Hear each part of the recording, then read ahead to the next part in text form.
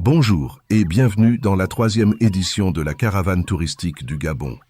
Aujourd'hui, nous vous invitons dans une aventure immersive au cœur des lieux incontournables des circuits du Sud-Ouest.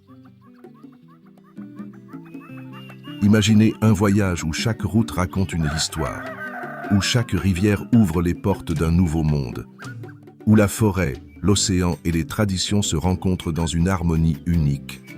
Préparez-vous. Regardez autour de vous. Le voyage commence maintenant.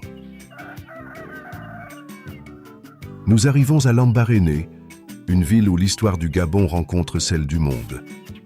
Devant vous se trouve le musée consacré au célèbre prix Nobel Dr Albert Schweitzer. Ici, chaque bâtiment raconte une époque.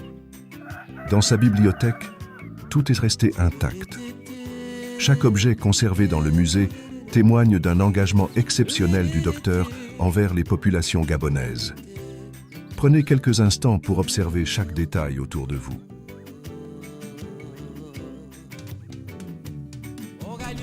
Mais Lambaréné ne se découvre pas seulement sur la terre.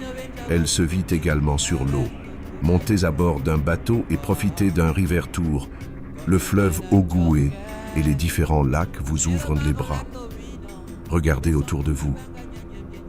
Les eaux calmes reflètent une nature généreuse. Vous y verrez des hippopotames, des pélicans et d'autres oiseaux. Ici, le temps semble ralentir.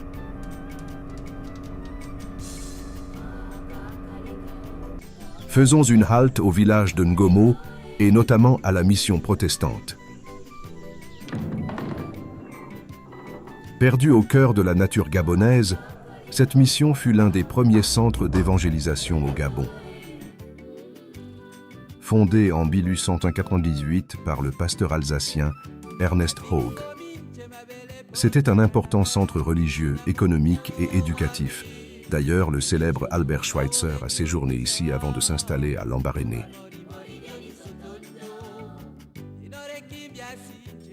La route nous conduit désormais vers l'une des merveilles naturelles de la Ngounié.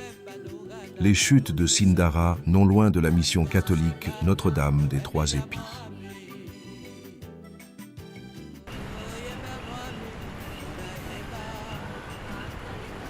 Écoutez, le bruit de l'eau accompagne chaque instant. Regardez les rochers sculptés par des milliers d'années d'écoulement. Une véritable œuvre de la nature.